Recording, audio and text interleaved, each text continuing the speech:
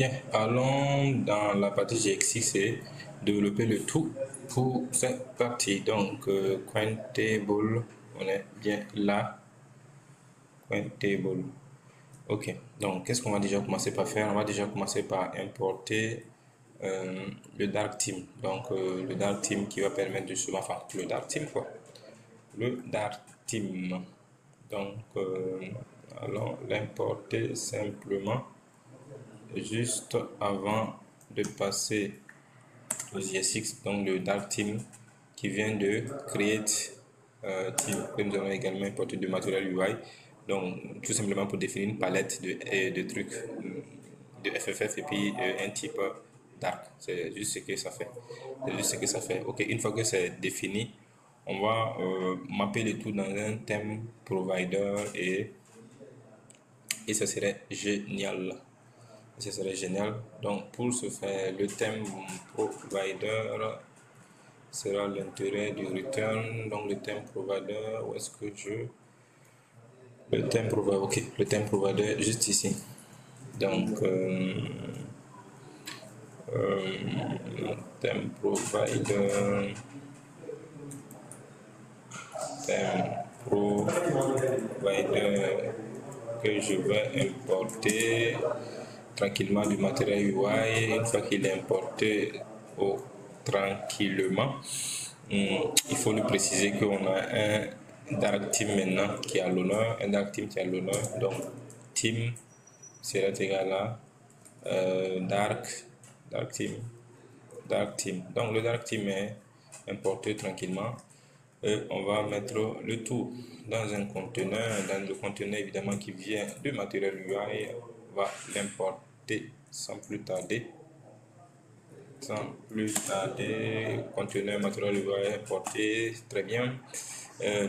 Quel style on va lui donner à ce conteneur là? On va lui donner un style pour aligner le texte. Donc text align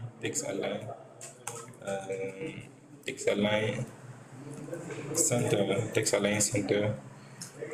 avec une typo, donc le text align center, ça c'est bon. Maintenant on passe à la typographie qui va contenir un certain nombre de textes, notamment on y viendra. Donc typographie, j'importe depuis naturellement le matériel UI toujours une variante H4, comme je le disais tantôt. La typographie ici c'est l'équivalent des H en HTML pur, sauf que là c'est plus génial, donc style égal margin de 18, un font family, Montserrat,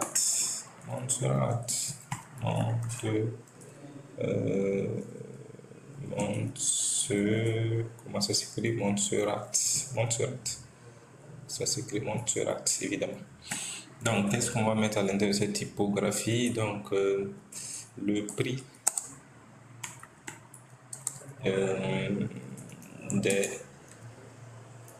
crypto, je sais pas moi, le prix des crypto par market cap. Je pense que ça c'est explicite. Donc à l'intérieur de cette typo, je dis à l'extérieur de cette typo, on va avoir un text field pour pouvoir faire la recherche, pouvoir faire tranquillement des recherches.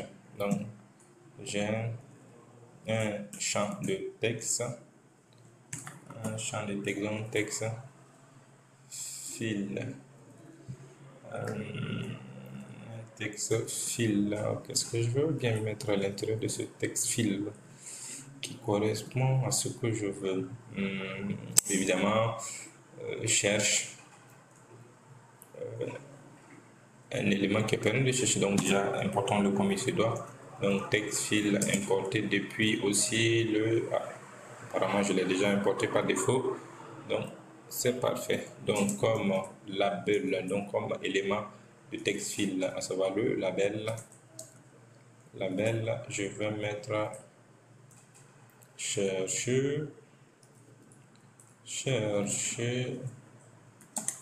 la crypto de vos rêves. Est-ce que c'est plus chercher la crypto, la crypto désirée, la crypto désirée. Voilà. Tac, tac, tac. Et je pense que ça peut faire le taf. Ok, comme autre propriété que nous pouvons rajouter simplement, nous avons une variante de ça à... Donc la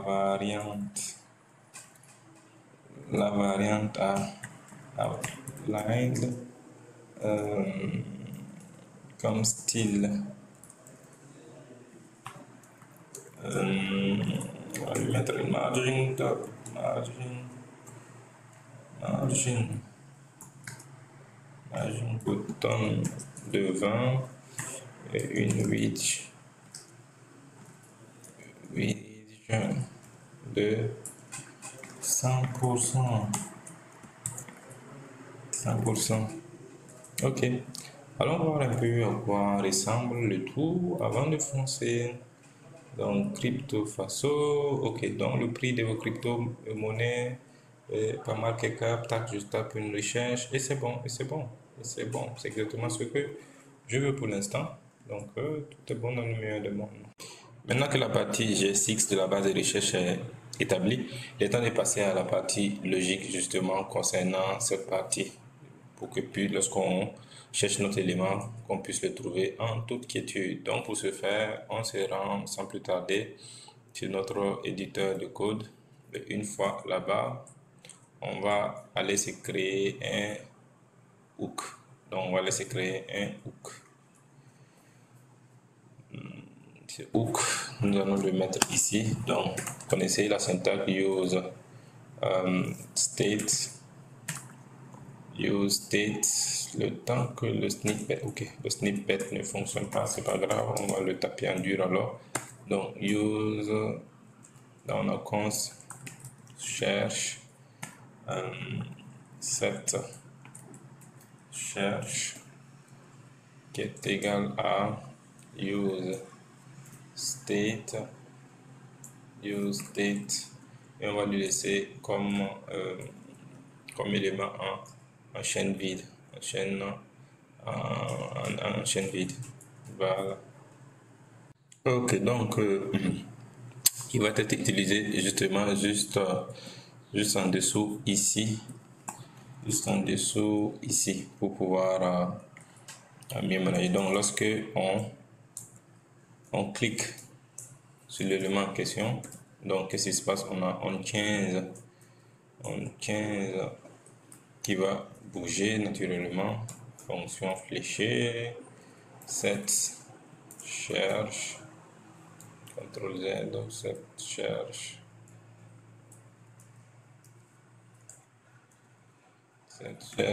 i point target point value. Ok, génial. Il est temps de display notre table conteneur, donc notre conteneur de table, si on peut l'appeler ainsi. Donc pour ce faire, juste en dessous de text field, on va faire appel à table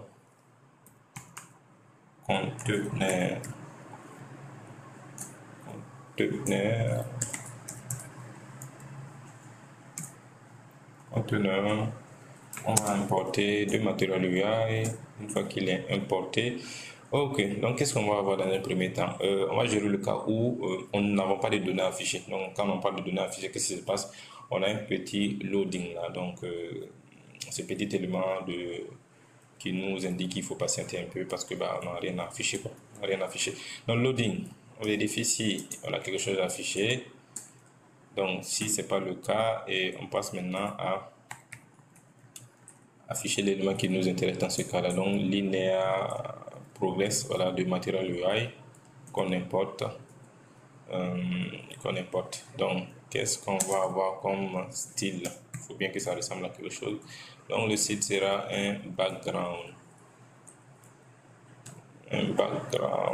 Background color de quoi? De background color gold. Background color gold. Donc, ça c'est le cas où voilà, le linéaire progresse est en marche. Maintenant, c'est pas une balise. Contrôle Z. Donc, c'est plutôt un truc de ce genre. Donc, je supprime tout ça. Et ça devrait aller. Voilà, ça devrait aller bien. Donc, ça, c'est le cas où il y a rien à afficher. Donc, on passe en mode loading. On fait tourner, entre guillemets, la machine. Dans le cas contraire, il y a quelque chose à afficher. Donc, on passe au table. Donc, le table à la table affichée. Donc, table. Ensuite, à l'intérieur de la table, il y a la propriété table head. Table head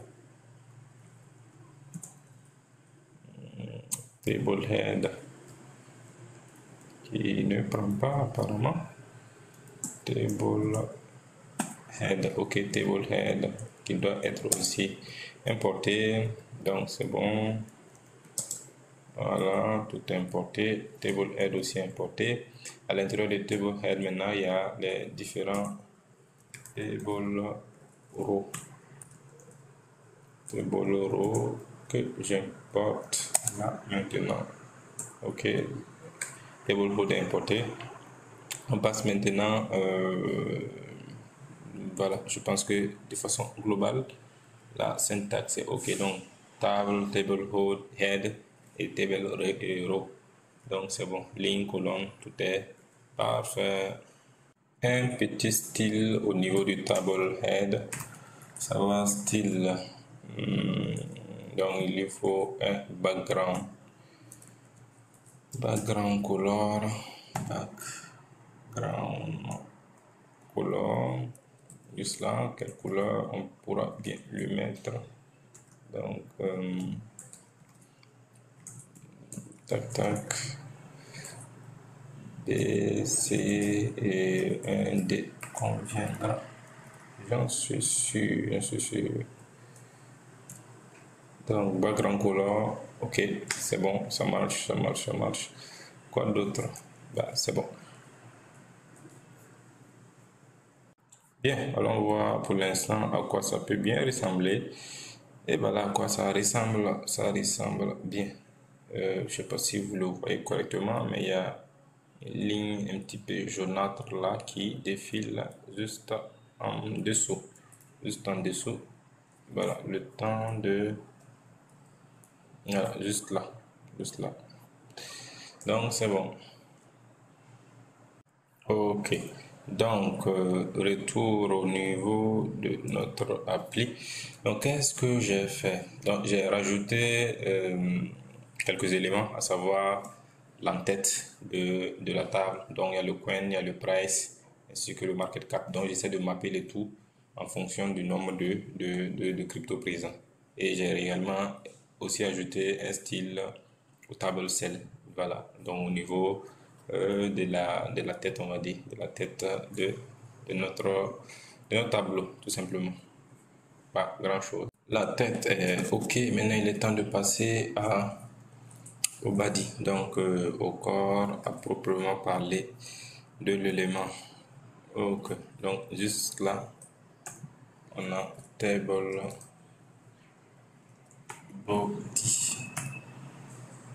body qu'il faut évidemment importer. L'importer, c'est parfait. Il est temps maintenant d'aller se faire la logique liée à la fonctionnalité de recherche. Donc, qu'est-ce qui se passe lorsque on recherche un élément en question? Pour ce faire, je reviens juste ici et je définis ma fonction qui va me permettre de le faire. Donc, const handle cherche qui va être une fonction fléchée. Fonction fléchée.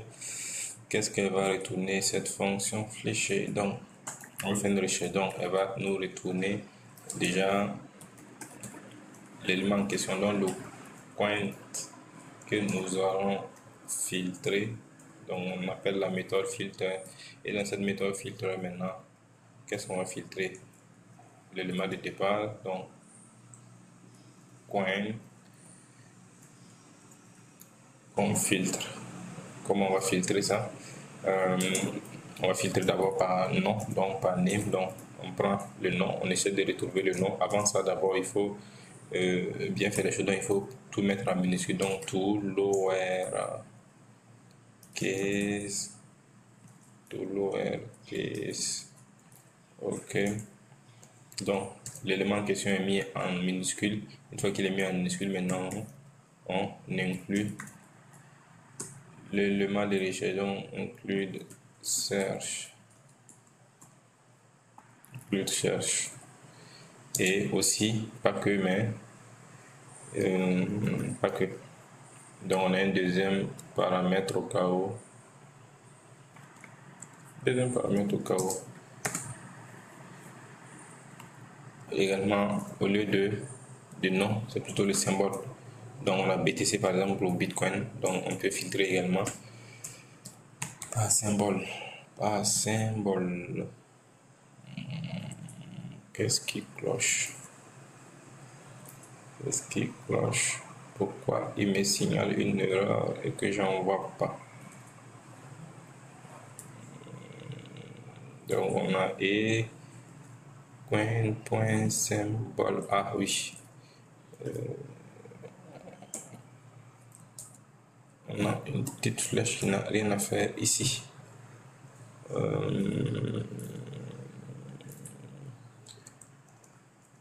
Voilà, c'est parfait, c'est parfait. Une fois que ce handle search est bien créé, il faut bien l'utiliser.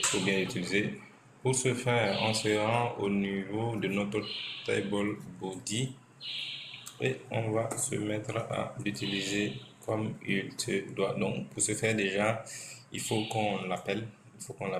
La base. Il faut qu'on appelle la fonction en question. Donc, handle cherche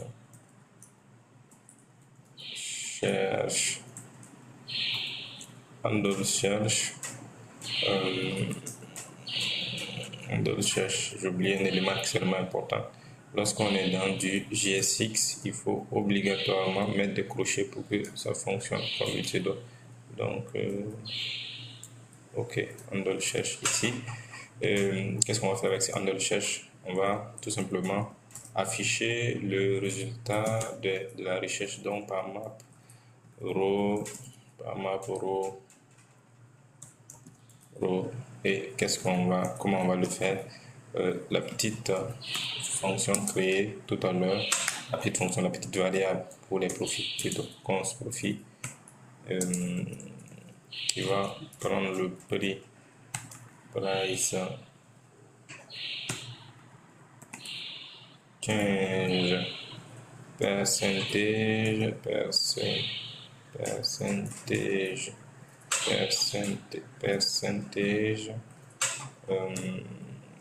24 ou 24 heures si le taux est supérieur à 0.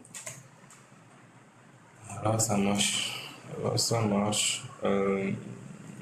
Donc, si l'élément en question est supérieur à 0, ça marche. Donc, on va enfin retourner ce que nous recherchons. Donc,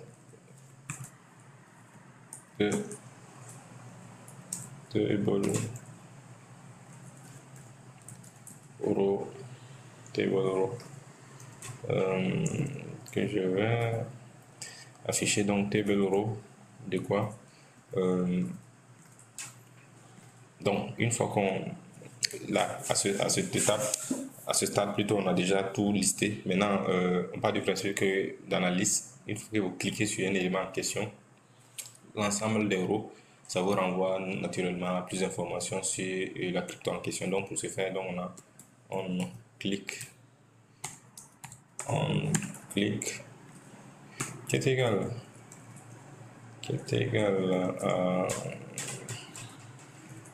à quoi? À history.putsch.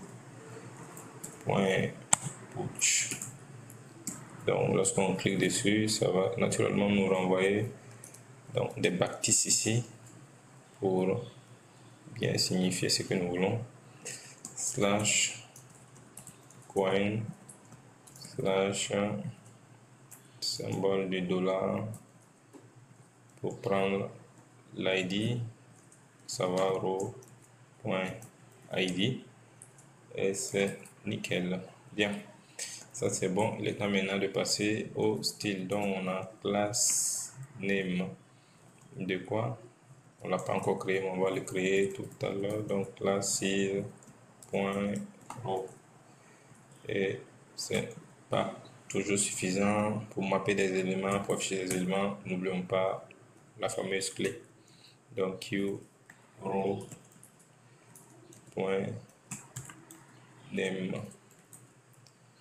Voilà, donc il reste à créer le row et c'est bon. Bien, tout là c'est en rouge, history est souligné.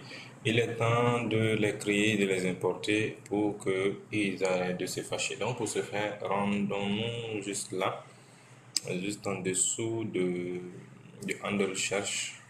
Handle cherche, ça peut aller ici si on les positionne. Donc déjà, qu'est-ce qu'on va faire? Comme d'habitude, le make style qu'il faut importer. Donc use style qui est égal à quoi? Qui est égal à make style qu'on importe depuis le Material UI, qui est en fait une fonction fléchée. Use style en fait une fonction fléchée. Tac. Et on a un truc de ce genre, on va le laisser vide pour l'instant et revenir s'occuper de son cas plus tard. Donc viewStyle est importé, maintenant il est temps de l'utiliser et créer plutôt le temps d'utiliser. On avait créé une classe, un élément classes qui serait égal naturellement à ce fameux useStyles. Voilà. Et c'est parfait, c'est parfait. Donc, également, n'oublions pas notre fameux history qu'il faut importer depuis React, Router. Donc je pense bien que c'est ça. Voilà, c'est bien ça. Si je mets. Ok. Donc, qu'est-ce qu'on a? Bah, history. Donc, bon, déjà, je vais l'importer. Ensuite, on va voir son cas. On a history qui est là, bien présent. Bien, juste ici, il est importé. Ok. Maintenant, on va créer history pour pouvoir l'utiliser en toute quiétude. Donc, history qui est égal à use history. Super, donc qui est égal à use history. Tout est importé. Bien, entre temps, j'ai rajouté quelques bouts de code pour aller plus rapidement, mais sans plus tarder, laissez-moi vous expliquer. Donc, c'est un nouveau élément, ça va le table cell, qui permet justement de displayer les choses de façon encore plus intéressante. Ok, en plus de ça également, il y a l'image, donc l'icône des différents cryptos à rajouter et un petit style pour mieux que ça apparaisse plus de façon plus intéressante. Donc, ça va d'abord un display flex pour rendre la chose le plus flexible possible et ensuite rajouter le flex direction colonne pour justement disposer ça sous forme de colonne. Maintenant, chaque élément, le font size, donc la taille sera en 22 pixels. Le texte en forme donc majuscule, on va mettre les éléments en majuscule.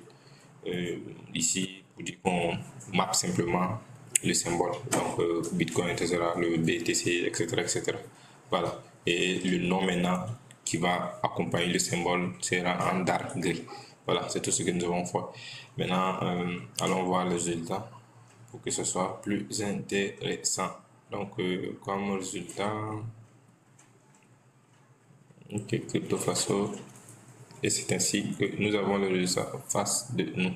Donc, si je défile, vous voyez bien de quoi il s'agissait. L'image est bien là, le symbole ainsi que la couleur est un peu en gris, en gris. Donc, il ne reste plus qu'à retourner le tout pour que ce soit aligné. Coin, price, 24 heures change et market cap, comme il se doit. Voilà. Et évidemment, en plus du symbole, il y a le prix également qu'il faut afficher. Donc pour ce faire, il faut juste rajouter un nouveau élément, à savoir le table cell. Donc on l'aligne de façon right et on appelle encore notre fonction qui va permettre de dispatcher nos différents éléments. Donc pour ce faire, j'ai déjà appelé symbole depuis le contexte API ici.